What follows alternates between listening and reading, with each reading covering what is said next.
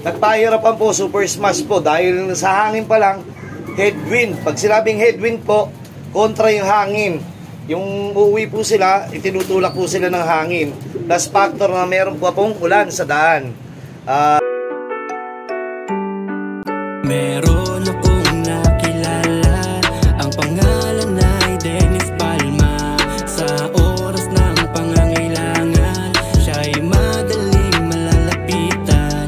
Sa mundo ng kalapatiran, ang ibon niya'y maaasahan. Salamat po munting kaibigan. Alam ko may sipon ka pa. Wala tayong magagawa, pinilit lang natin ikarga ka. Eto naman kabila, nakawala lang yan. Time check sir, anong oras natin pinadating? Ito po si Kidlat po, ito po yung pinakamasamang sitwasyon dati po na nagkasakit. Alam nyo naman po na humabol lang po tayo sa ating sa ating laban. Diba sir? O boss. Kaya yung iba nito hindi natin nailaban pero ilalaban na natin yung South at nagpahirapan, ilang pa lang nagkapauwi. Pero congrats kay Jay Esposo, nag-ano rin. Nagpaklak din si Jay Esposo, Dugumbait. 7-3 nga, naka 6K po yata natin to. Check ko po mamaya. Sir, tignan mo sa cellphone mo kung naka 6K natin yan. Yung maraming salamat. Sana madagdagan pa po tayo. Napakahirap. Ang hirap ng karera po ngayon. Unang lap, pahirapan agad. Baka magkaubusan. Sige po. What's up mga kabubis? Magandang umaga po.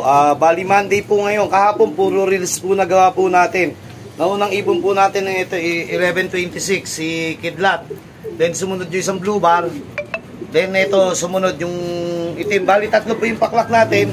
Yung dalawa nakatop ng konti. Pero part of the game nagpahirapan po, super smash po dahil sa hangin pa lang, headwind. Pag sinabing headwind po, kontra yung hangin.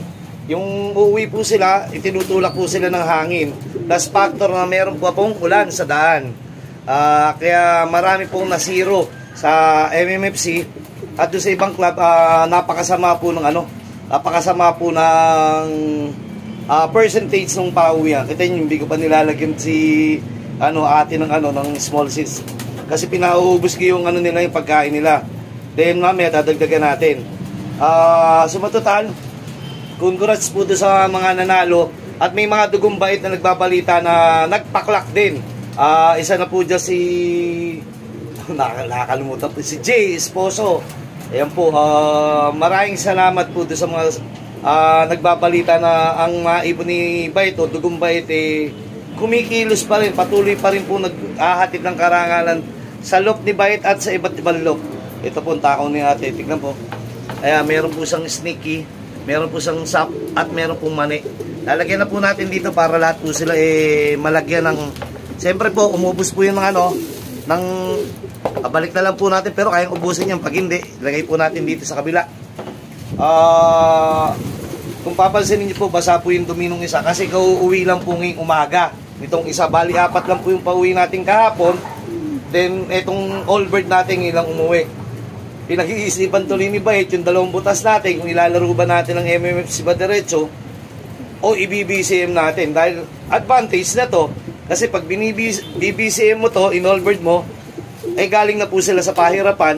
Hindi ko naman sinasabing mag-clock automatic. Ibig sabihin, nakaranas na po sila ng hirap at layo na tulad ng ganun, may advantage po sila. Pero kung kukunti na naman din po yung nag-clock sa MMFC at nagpauwi, kukunti na rin magkakalaban doon. Maganda na rin laban po natin sa MMFC. Ang pagkakaunawa ko, nung magkausap kami ni paring Eddie Noble ng mga bandang tanghali, halos 100 plus pa lang nagpapaklak. Hindi ko lang alam kung umabot lang 200, 300 o 400. Pero maging masaya na lang tayo na intindi muna natin sarili natin. I mean, pasalamat na lang po tayo nakapagpauwi tayo dahil yung totoo po, alas 11 na, isang oras na lang mahigit, hanggang 12 plus lang Dumating po galing Fairview, yung ibon po natin wala pa. Kaya kahit paano ako yung nagpapasalamat na nauyan po tayo, nag-clock po yung ating 3 ibon. Then, tawag dito, pinalad po tayo na may umuwi pa po na humabol. Ito naman ang south team natin mga turo. Kaya may marking siya ng masking tape. Diyan ka muna. Doon po sila papasok. Meron pa nga akong BBCM doon. Ang problema ngayon, may hinabol ako. Malungkot, 2. BBCM ko yan. Kaya bagong bagong padating ko lang dito yan. Kasi nga po, pagka nagkakarera tayo, talagang hindi maiwasan. May dala po talagang ano to. Kaya dapat, yung ibon po natin, kung hanggat maaari, magdagdag tayo ng kulungan eh. Kung gaganda po yung sitwasyon natin yung season na to, pagawa tayo ng mas magandang kulungan. O I mean, ihiwalay natin yung south sa north. Para medyo makapagdagdag din tayo ng panlaban. Dahil hindi naman po tayo maraming maglipad eh. Pa-konti-konti lang, 2020. Ito, nadagdagan lang po to. Gawa ng may BBCM, saka may WPFC. Ito, plain na MMFC. Tingnan natin si Kidlat. Pero ito, nabuhat ko na itong dalawa. Okay na. Si Kidlat na nahipo ko kanina matubig.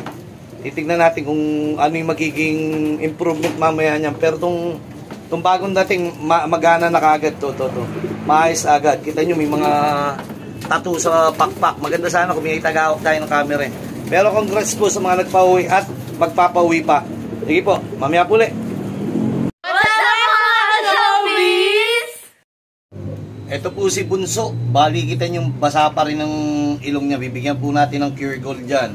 Then, siyempre, bago ang lahat, siya lang may Cure Gold. Then, itong mga to, bibigyan naman natin ng ano, ng BC3. Pansalubong po natin. Ayan po, Victory o BC3 Digestion. Sa ating kaibigan na si Emmanuel Go o Manigo. Ayan. Bibigyan po natin tigda dalawa. Sana po dumating pa po yung ating dalawang hinihintay. Dahil maaga pa naman. Ibig sabihin, hirapan lang talaga yung mga ibon.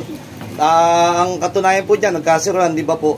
Ito ngayon, pabilisan po ng recovery. Si Sipon nga po, actually, si Kidlat, ayan po, may sipon. Bigyan natin mamaya ng gamot. Ano yan? Naikarga natin yan ng alanganin, pero minsan, ito po, naniniwala po si Bait. Lahat naman po ng ibon na natin magagaling na. Ang problema po, dumadating po kasi yung una nating kalaban, yung health nila, yung sakit na magiging sakit sa truck, makukuha sa truck o makukuha sa loft nyo o ano man. Basta, ayun yung po una nating kalaban, yung sakit eh. Katulad po nito, may nakita po ako malungkot, napakalungkot. Eh, no? Itsurang malungkot, oh. Ang lit na nito, pa. Sabi ko, may sakit kaya. Siyempre, pagka ganyan po titignan nyo, ngayon, dadakmahin po natin kung bakit po ganyan. Malungkot po siya. Ito pala yung katunayan, bakit sa malungkot.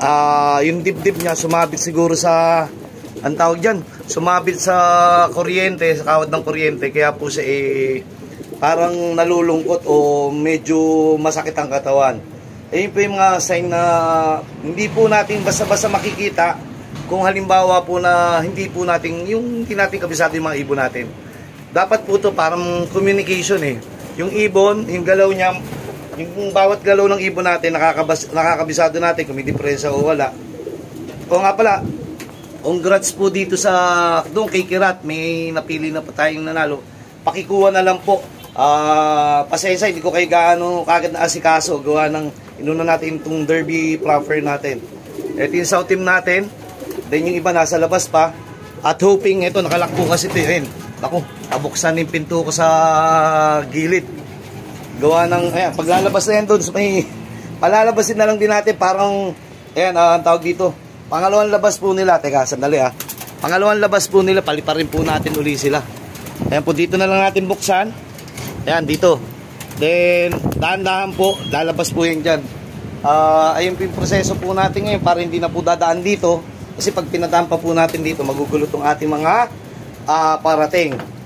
Isa po sa mga ginagawa po ni Bait, pagka nagpaparating, pahinga muna po sila. Hindi muna po sila lilipad. Pagkakataon muna po ng South Team na lumipad. Tapos, mamayang hapon na lang po sila lilipad. Itong isang palingalinga na to, ito po yung nandito dati. Ayan yung pumitik ang ulo. Katim nila yan, pero hindi ko na nilaro. Hindi na naman po nakakahawa yan eh, pero carrier na siya ng, I mean, nandyan na sa katawan niya yung pagiging pabutingin, matinu-tinu na yan eh. Dati umiikot talaga yan eh. Ayan po, ito po yung naging prueba natin na nagkaroon tayo ng problema sa loop natin, pero hindi naman hadlang. Kung halimbawa magka-problema tayo sa loop natin, wala, part of the game ni magkasakit, diharapin natin. Ngayon, pinatutunayan naman nila na Boss Bait, Idol Bait, kami man natira sa team natin, gawa ng sakit o gawa ng smash o gawa ng kung ano man, pipilitin o gagawa namin ng paraan na makadulo kami o baka may hatid pang karangalan. Basta one lap at a time, enjoy lang muna po natin dahil hindi po biro mag-ibon ngayon. Kita nyo, first stop pa lang, halos, ewan kung umabot pa ng 10% ng paklak o 20% man lang. Paano na yung iba? Kaya nga sabi ko nga po ito, buenasan. Tapat din po. Siyempre, labang din po yun. May materialis po kayo. Yun, ganda ng dumi nila ate. Ayan. Ang dumi nila basa, ito kanina. Di yan, yung itim na isa, bagong dating. Tuloy po natin mamaya, maingay po yung aming aso. Pakakawalan ko muna po itong mga to. Sige po. Dumating pa po kami, pero ewan po kung aabot pa to. 12:15. Alam ko, 12:15 kata po, 12 ba ano. Sige na, kuya, hapon ka pa para live. Pangatlong ipon po natin to. Sige na, klak. Sige na, klak ha. Sige na, klak. Sana mag-klak pa po to. Sana mag-klak pa po to. Sana po, yun. Takbo ka agad. Sir, iwan mo na yung bote mo. Ay, hindi mo maiwan yung bote mo. Ako hindi ba dumiretso? Pero umabot na sa ano eh. Yan.